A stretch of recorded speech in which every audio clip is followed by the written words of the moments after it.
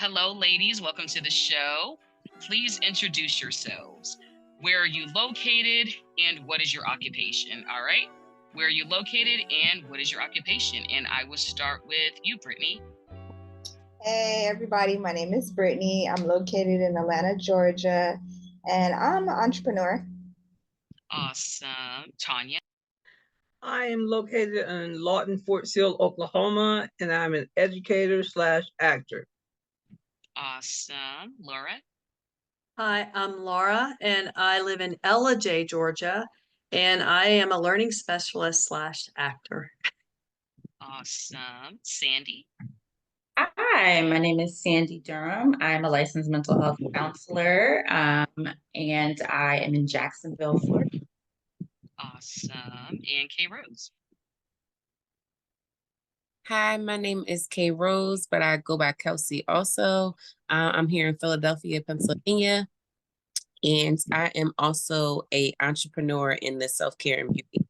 Awesome. All right, ladies. So welcome. So we're going to dive right into these topics. All right. All right. So the first topic up, a Wisconsin woman is charged for an inappropriate relationship with an inmate. I have to know, did he get the VIP suite at the prison? And did he have to pay resort fees? That's what I want to know. Because this guy got the royal treatment at this prison. This girl who worked for the sheriff's department, she took care of his needs. She brought him cereal at night so he could relax. She brought him cereal at night.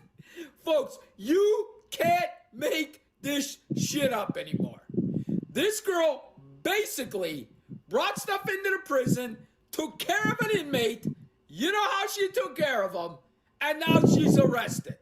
Could we trust anybody anymore? Now, I know the question's going to be because she's charged with SA-ing a prisoner as a corrections officer. In your opinion, why is it so common for correctional facility staff to have inappropriate relationships with inmates? All right, and I will start with Brittany, and I'll ask again. The question on the floor is, in your opinion, why is it so common for correctional facility staff to have inappropriate relationships with inmates? And I'll start with you, Brittany. Well, for one, they're the closest to them. They spend the most time with them. So, in some form or way, they probably end up, forming a bond or forming a relationship. And I think it's very common. I think a lot of men do it, but when it's publicized, a woman doing it, now it's just like, oh my God. But I think men do it and have been doing it for a very long time in that type of environment in the prison system. Okay, thank you, Brittany. Tanya? First. Well, it's more common than you might think. I actually worked at the Lawton Correctional Facility here where I live as an educator. And a lot of women succumb to it because they find out our history. They find out what you're going through. For some reason, the inmates know more about us than we know about them. And then they prey on those weaknesses. And so a lot of women succumb to it. I'm not saying that they would want me. I'm a little bit too old for it. Okay, thank you, Tanya. Laura?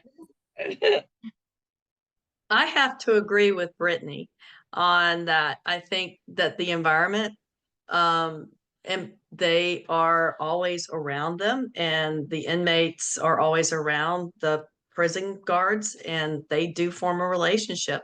And I guess, if one looks cute than the other, it might happen. And not saying it's right, but I'm not saying that, we're human.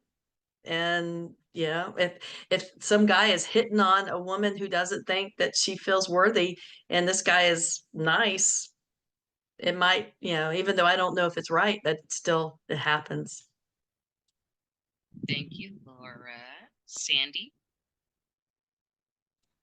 Yes, I would have to agree with what everyone shared on the floor. And just, I'm sorry, from the mental health perspective, I think of I don't know if you guys have heard of the Maslow's hierarchy of needs.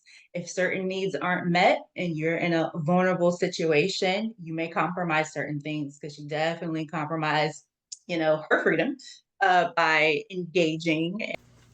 Hi, my name is Ty Moffitt, and I am the owner of Elevated Experiences Dispensary under Cannaglobe.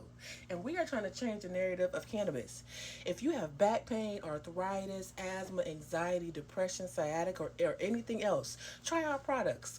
Click the link below. Also, if you want to open up your own dispensary, send me an email. Let's be financially free. Peace, love, and light. And those that relationship, and consistently doing it over time, disregarding the likelihood that her freedom could be jeopardized, her reputation could be jeopardized, her employment, her ability to access livelihood, monetary resources, which means that bond, as you guys are saying, must have been pretty strong. And there may have been some things like insecurity, or not really having success connecting with someone outside of work and things of that nature, that really contributed to her making some of those very interesting decisions with who she connected herself with. So Thank you, Sandy. And K Rose. So I feel the same as all the ladies. I think that a lot of these women and men as well are vulnerable, and they get in these predicaments because they're together all day long. Just like that story up in upstate New York where she helped get the 2 prisoners out because she fell in love with the one, but he really was scamming her the whole time. He really didn't love her and stuff, but she believed it. So I think they prey upon each other almost. Like in some instances, the CEOs might prey upon the men because they know they're vulnerable, but also some of the prisoners prey upon the CEOs because they know some of them might be vulnerable.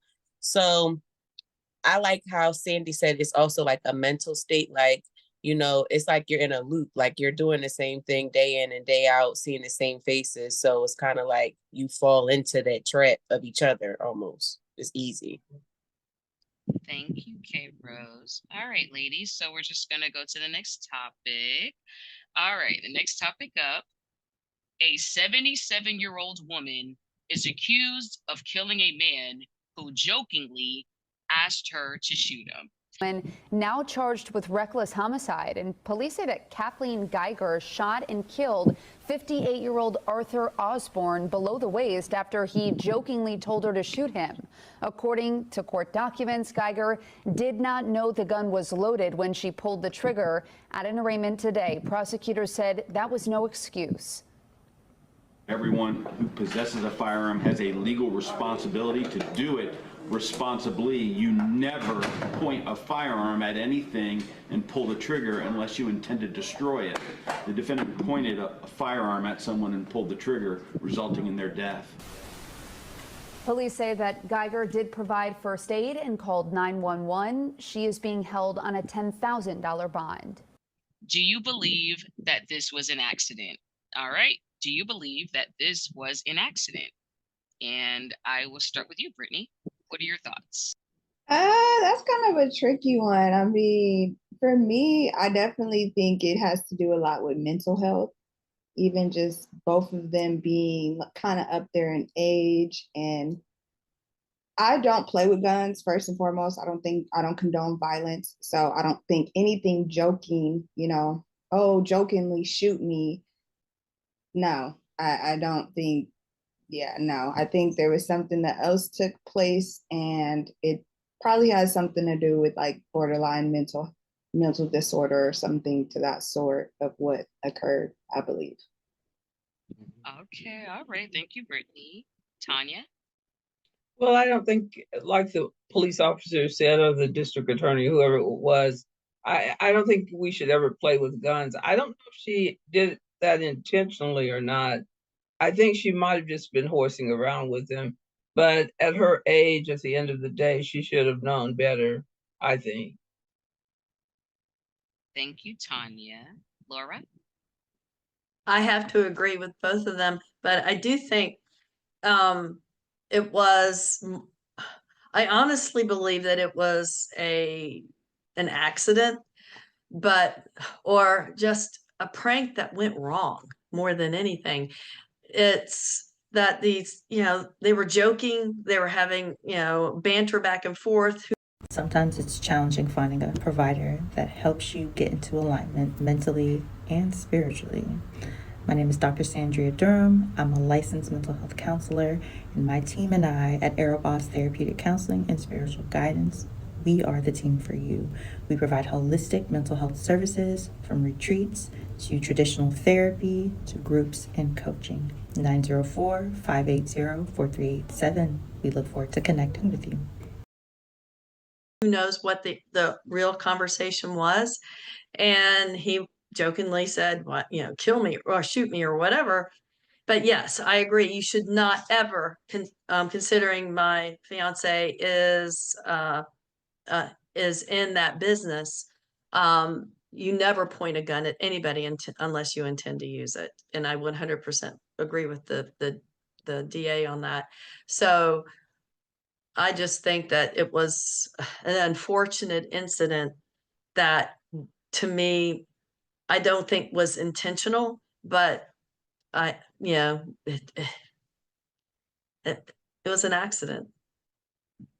Thank you, Laura. Sandy. Okay, guys. A lot of thoughts ran through my mind hearing that the person got shot below the waist. I was like, I hope he didn't cheat on her. Cheat on her, and she was just like, oh, or were there substances involved? Like if they were high, or something, or drinking, or what have you, and just being reckless, like everyone has mentioned, judgments lapse and things happen. Granted, you shouldn't play with guns and things of that nature, but I was looking at her in the video there, she looked so distraught, like my heart went out to her. But even if it was intentional or joke, after the fact, you have to process things that have happened. So I don't know, y'all. I'm not totally convinced that it was an accident. He's not here to vouch for himself. I feel for her though, but I don't know, y'all. I have questions. I want to know. Thank you, Sandy. K Rose. Okay, so for me, I guess I might be a little harsh because I feel like if you play with fire, you get burnt. And it's kind of like, I just feel like they both fell victim to their own thoughts. Like, because for me personally, I don't feel like even pretending to play with a loaded gun, like, how does it go in a playful way? Like, you're not at the gun range, like having like a competition at the range or something. Like you're literally playing amongst each other. So for me,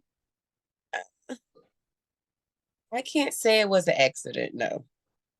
I just feel like they both were a victim of delusions because playing with a gun in the first place is a little delusional. So, yeah. Okay. Thank you, K Rose. Thank you, ladies. So we're going to move on to the next topic. A stray bullet strikes a sleeping woman in the face in Chicago.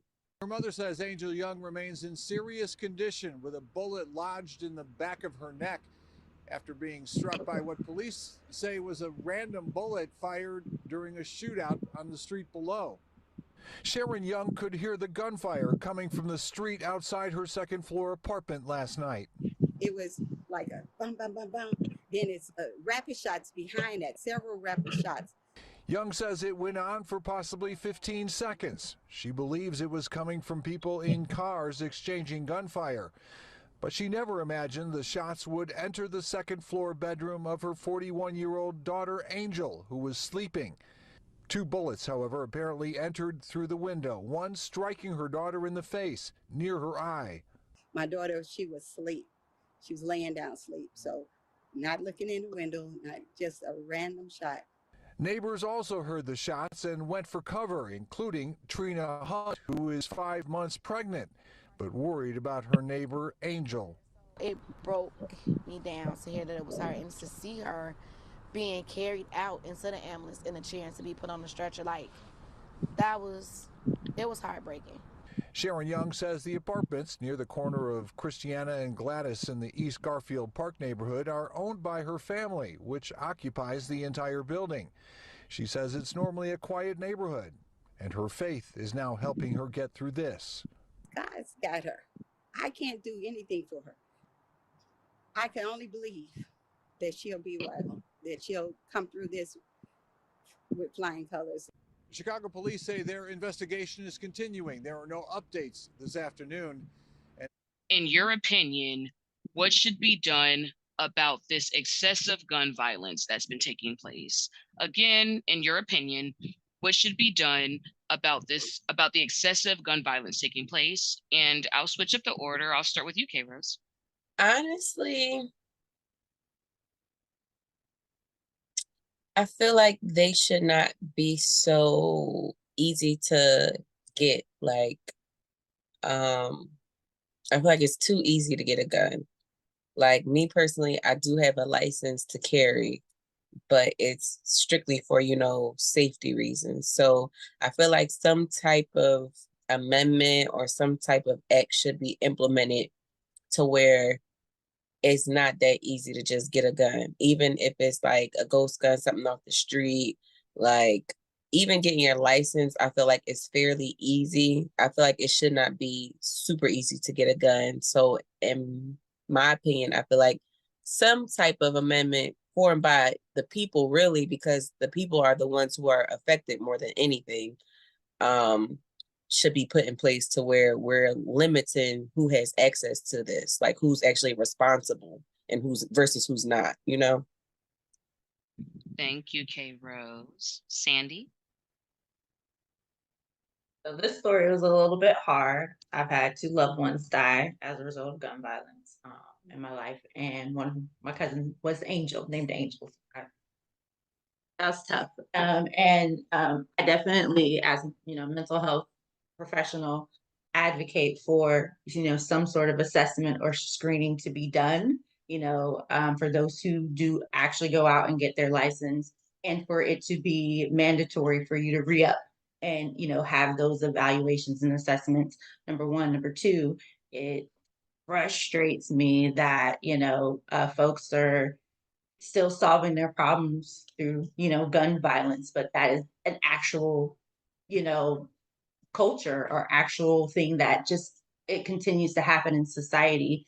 And I am don't want to get on my soapbox as far as like I don't even know the culture of the killers, but the black on black crime and the different communities, a lot of communities won't say anything, and will perpetuate these things that continue to happen in our communities until we kind of band together and be a part of the solution and be a part of implementing putting things in place, being a part of protecting those in the community who aren't solving their problems with violence.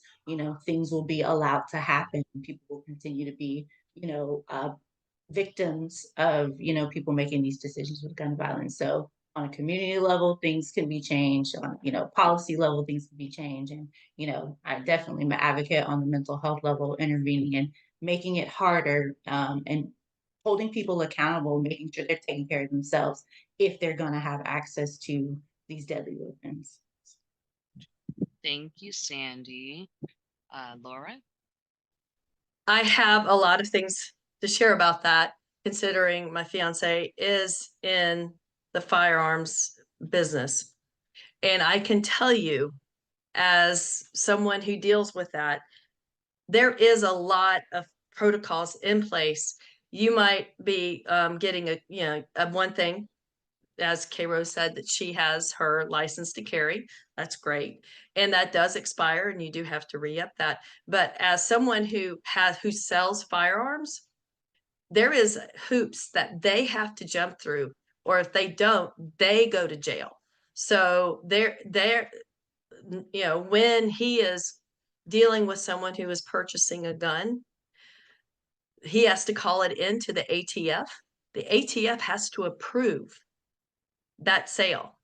So there are things that are in place, but what you have to think of is those who are criminals or people who promote gun violence that do not get their guns by legal means, they're going to continue to do that. And unfortunately, that's a sad set of events that's across all ethnicities. It doesn't matter what color you are.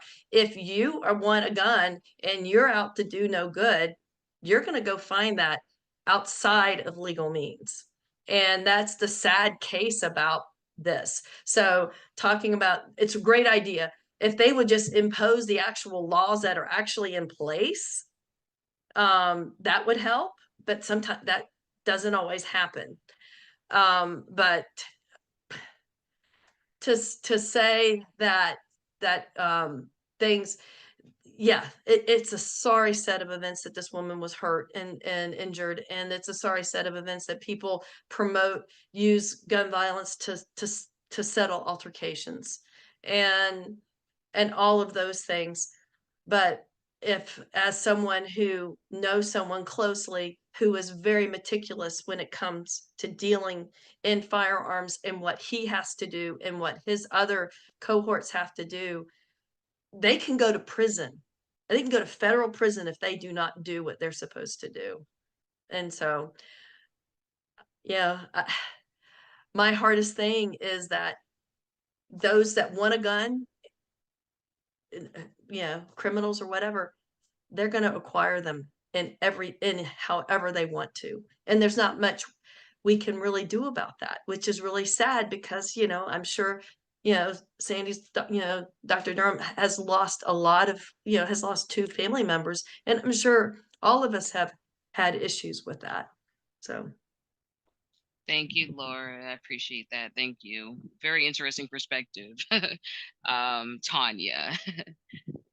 Kind of agree with Laura on controlling the guns. I think that what we need to do is hold people that commit these crimes accountable. And so often, as Dr. Durham had said, they're not held accountable in our communities. We don't want to come forward in many instances, but we need to crack down on the perpetrators that are committing the violence. And I don't think that gun control, like Laura said, is necessarily the answer, because when the wrong elements want a gun, they're going to get it by any means necessary. So I think the answer is holding the perpetrators accountable and enforcing the laws, bringing them to justice. Thank you, Tanya. Well, my heart goes out to that woman. I just think overall, like the gun laws, I agree with Kelsey and Sandy. They do need to be more strict. I'm a little on the other fence. I think that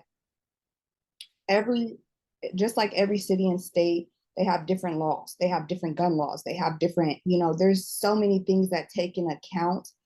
And there's even instance where I can say this for myself, where I grew up, it wasn't a lot of resources for us to outlet our anger, our aggression, so a lot of those things come from, guns and, violence in our own community. So that's kind of just how most people that I know in my environment that I grew up with know how to deal with their anger.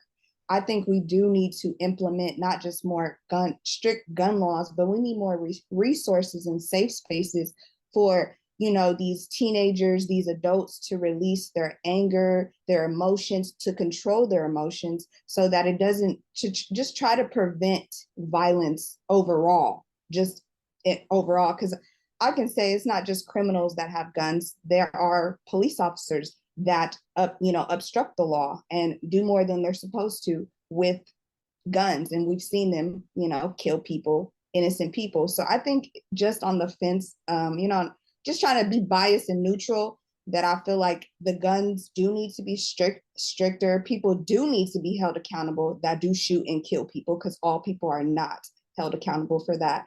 And I do think, like I said, we just need more resources and safe spaces. Just like, Sandy, I think we need more mental health places, and just we need more resources altogether to help the violence in this world. Okay, so Brittany, I liked what you said. I like one point you made that I think is actually a really, really good idea that I think should be implemented. Anger management, actually, or just conflict resolution, that should literally be like a class in school. Literally. It shouldn't be, oh, you got in trouble, now you're going to have to go to anger management, now you're going to have to go to therapy. Because when I was growing up, I was in schools that were, literally, it's just crazy. I've been in schools where it was very wealthy, very nice area. I've been in schools where it was like the pit of the hood. And this hood school, definitely a lot of fights and everything. And it's like the kids would only get the help after they did something bad. It wasn't beforehand. Like there's no preventative measures taking place. So I got to be honest. I think that that as you were speaking, I was like, wait, that is a good idea. That should be like literally like how health classes like mandatory. Conflict resolution should be mandatory, especially with all these school shootings and stuff. Like that's the perfect place to have a class like that. So yeah, that's very interesting. Yeah, I don't know what I'm gonna do with that information, but hopefully someone watching, maybe they can make a change in some way. That's a real that was a like, yeah, that was an aha moment on an Oprah note. Thank you. All right, thank you, ladies. Thank you. I know that's a very like touchy subject. Thank you, ladies. All right, so we're just gonna go to the next topic. This one. All right. A man is arrested for harassing a woman on a flight. Arab Emirates to Boston. 39-year-old Krishna Kunapuli of India is charged with 1 count of lewd, indecent, and obscene acts while on a plane. According to federal prosecutors, the suspect is alleged to have made unwanted sexual advances towards a female passenger. Another passenger reported that he was committing a lewd act under a blanket, at times exposing himself. What would you have done if you were that woman on the flight and that experienced this craziness? So I will start with you, Brittany. Oh, I'm definitely saying something. I'm not even gonna hold my tongue. It's definitely going to something be said. Yeah, prosecute, be sued at the fullest extent. Like, no, that's not okay. That's not comfortable. And I would never want any woman or, any children to experience that ever. Thank you, Brittany. Tanya? I wouldn't have allowed it either. I agree with Brittany. I would have reported him. First of all, though, I don't think now, at 61, I don't think I would have let him sit down there and talk to me to begin with. I wouldn't have allowed him to enter into my space. But everybody's different. I could see how somebody might allow that. But sometimes you have to cut it out from the beginning so you don't give them any hope. Because men are simple creatures, and a lot of times we give them an invitation into our atmosphere when we're trying to be innocent, but they take it the wrong way. So I don't give them benefit of doubt anymore. I just wouldn't have done that. Let him sit next to me. And for sure, if he had, I would have reported it. Thank you, Tanya. Thank you. Laura? I have to agree with Tanya on that one. I don't think I would have allowed, if he would have sat down next to me and started playing with my hair, I definitely would have been like, stewardess, excuse me, can you move me, please? Or can you move him, one or the other? I definitely probably would have done that, because that's just wrong. And then exposing himself, Way out there. Yeah, that's just out there. I agree. And definitely 100% not right to do. And causing just havoc. And it sounded like he did more than just that. It sounds like he was just wreaking havoc around everybody that was around him. So yeah, he would have definitely been reported, I think, by multiple people. Thank you, Laura. Sandy? Yeah, definitely echoing everyone's responses to that, removing myself from the situation immediately when you're feeling uncomfortable. And I don't know what the protocol is on planes for, acts of that nature. I know they'll call the air marshal if someone is behaving in a way that's erratic or unsafe or what have you. Does this count? Someone who is clearly not, functioning in a way that is appropriate and healthy. What is the protocol if you have someone, behaving like this? Does the air marshal step in then, and, check this person to assist and advocate for not only the woman who sounds like he was targeting, but like he was saying, the children on there, other passengers, things of that nature, who had to, be in that confined space with someone who is choosing to behave this way. So definitely would want to know what the protocols are, but also would press charge to the right for the if the airline did not act appropriately. Thank you, Sandy and K Rose. Agree with everyone. Piggybacking off of what Tanya said, I feel the same way. Like it's very uncomfortable to even think about, honestly, because sometimes us as women being like, I guess, nice or polite sometimes gets mistaken for inviting. And then we're almost kind of blamed for that behavior when I'm just being, myself, or I'm just being polite. And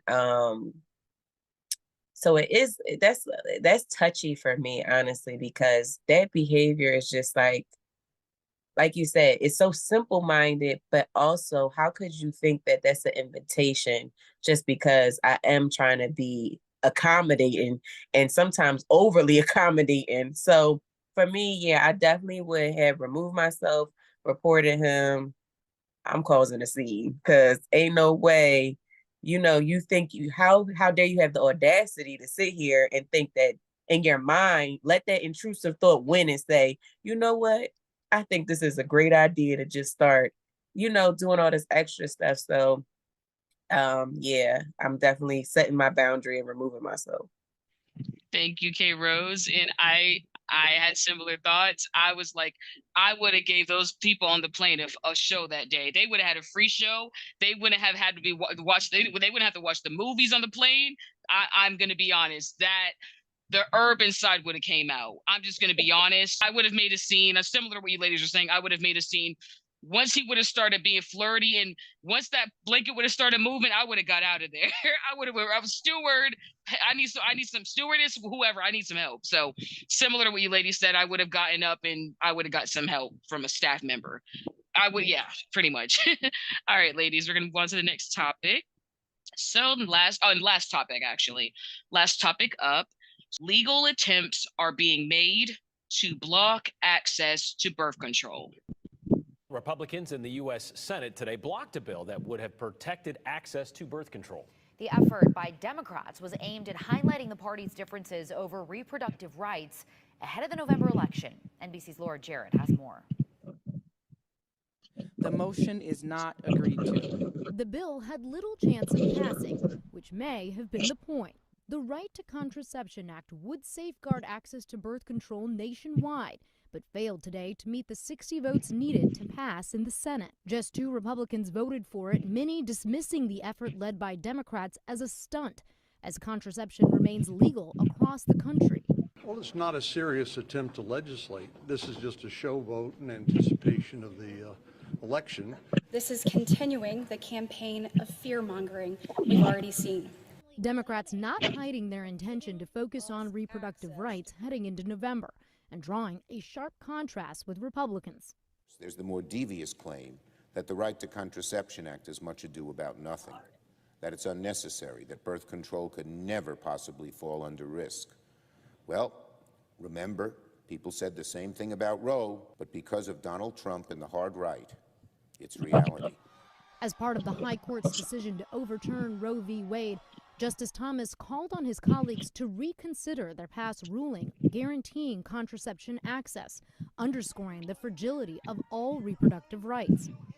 Battles over state laws have flared up since, particularly in red states. Access to contraception is vital in a state like Alabama. Robin Marty runs a women's clinic in Tuscaloosa. She says it's more important than ever to protect birth control, with most abortions now banned there. We no longer see abortion patients, but we decided to stay open because we knew, speaking to our patients, that for many of them, accessing contraception or even basic health care was almost as difficult as accessing abortion in the first place. Should access to contraception be banned?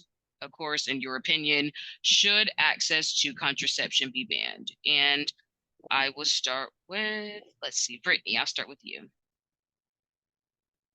This is such a touchy topic for me because honestly, I'm not a catch-22. I don't believe in abortion, but I'm not liking the whole controversy of like telling a woman, basically reversing our rights that we fought for and telling a woman what she should do with her body.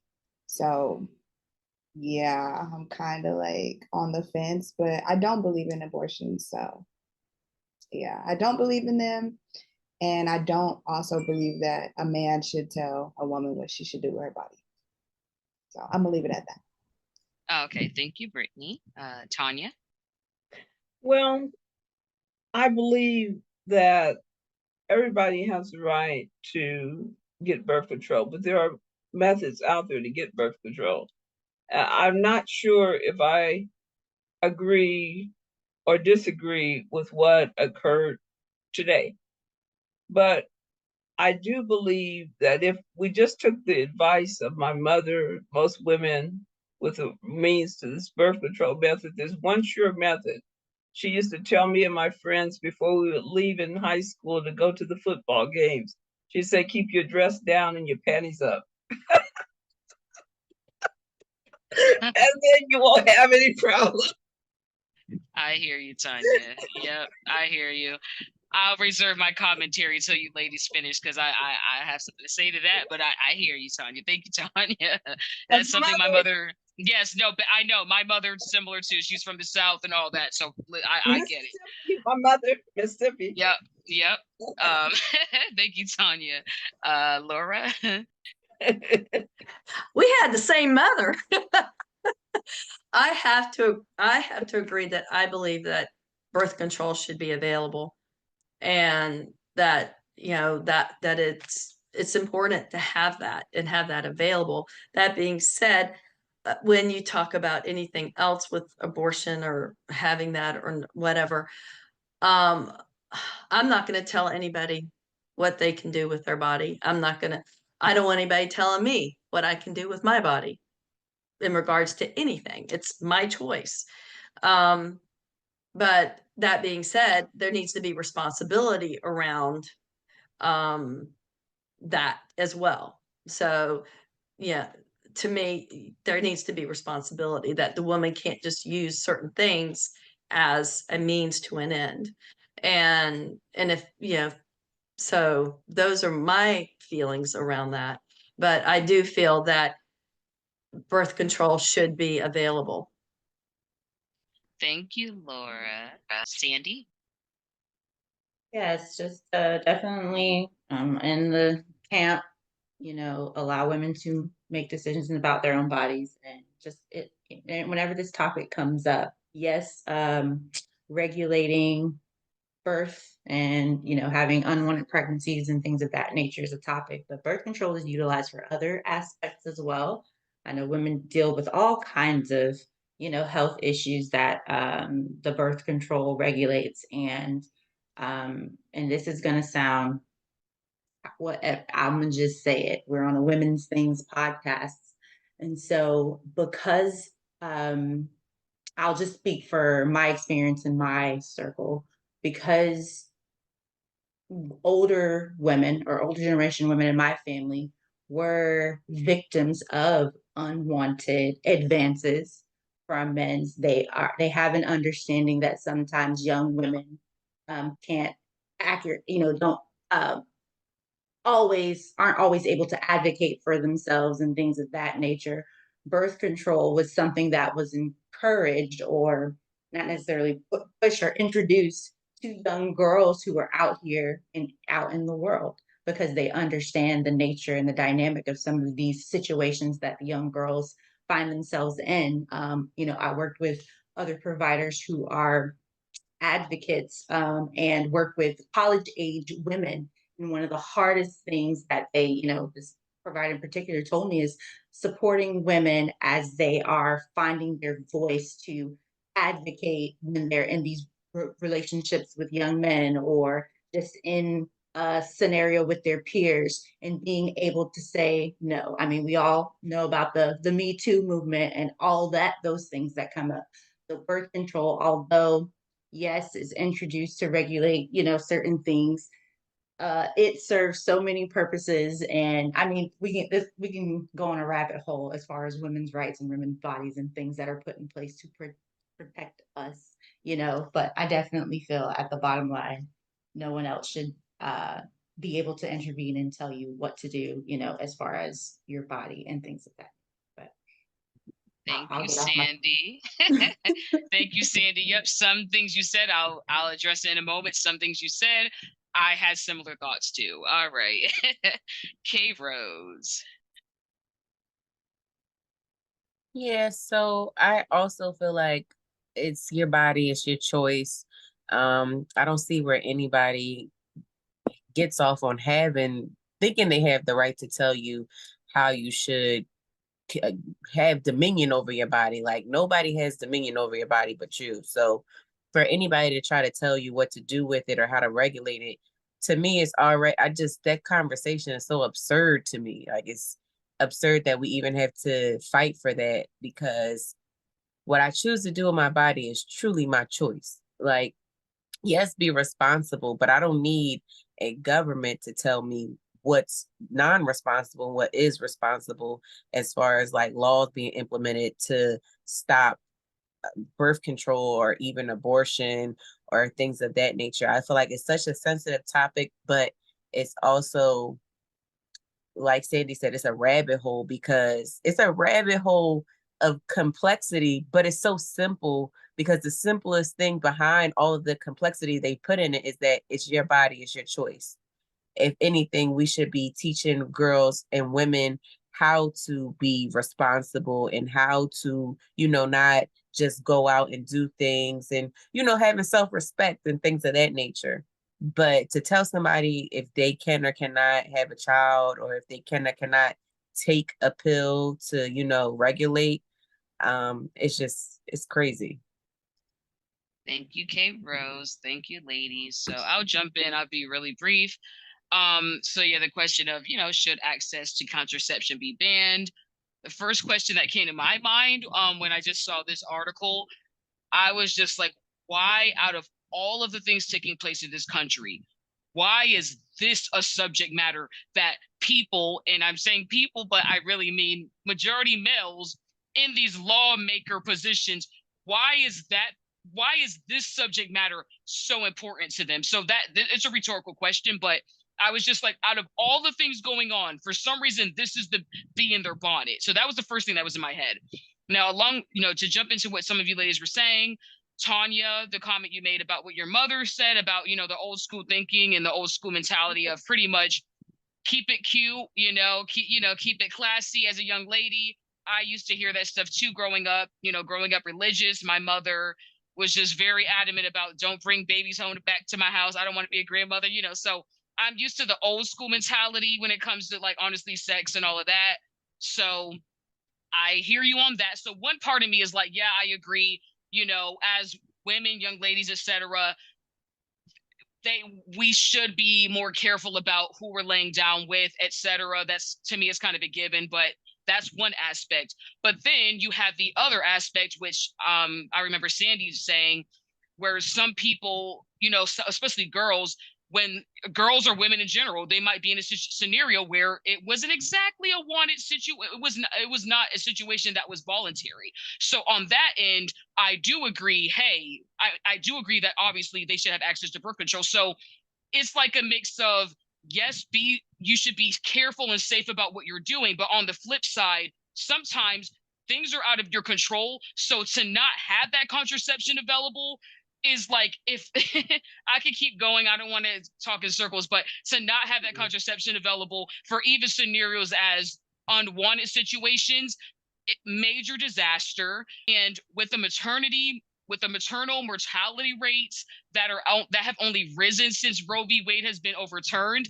you would think that lawmakers would just leave it alone. Yeah, just take the birth control so that we don't have to worry about killing more mothers and babies while you're trying to give birth. So it's just crazy that, and then also, it's just, I could keep going, ladies, but I see contraception as, I thought that was going to be the happy medium with people that are just really out there about abortion, or even, no matter which side of the coin you're on, even if you're for it, not for it, I thought that was the happy medium, because nothing's forming if you're taking birth control on a regular basis. So very odd to me that keeps being the witch hunt, that keeps being the subject matter, that these predominantly males they're just so obsessed with this topic.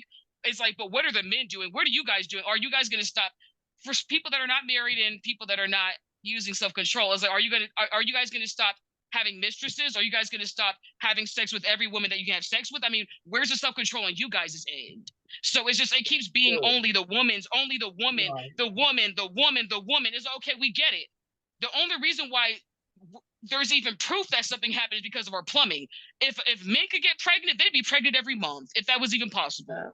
And ladies, you can jump in if you want. That's my take on it. Can I just add to that, Madison, from a holistic standpoint?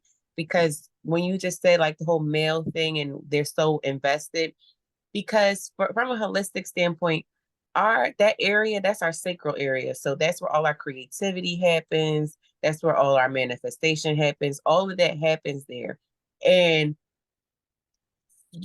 I just outside of the box, I look at it as, for somebody to want control of that so badly, you got to think about how powerful you are. For somebody to jump on you so much to say, we know what's best for you as a male, you got to think about how powerful that is. And to me, it's just some scary stuff that you would be so smitten in all states to be like, this, we know what's best. And like you said, it's all from male standpoints. And nobody's really speaking about like how strange that is. Like, you know what I'm saying? Like, it has to be so much power there for you as a male to think that you can have that type of dominion or power over somebody.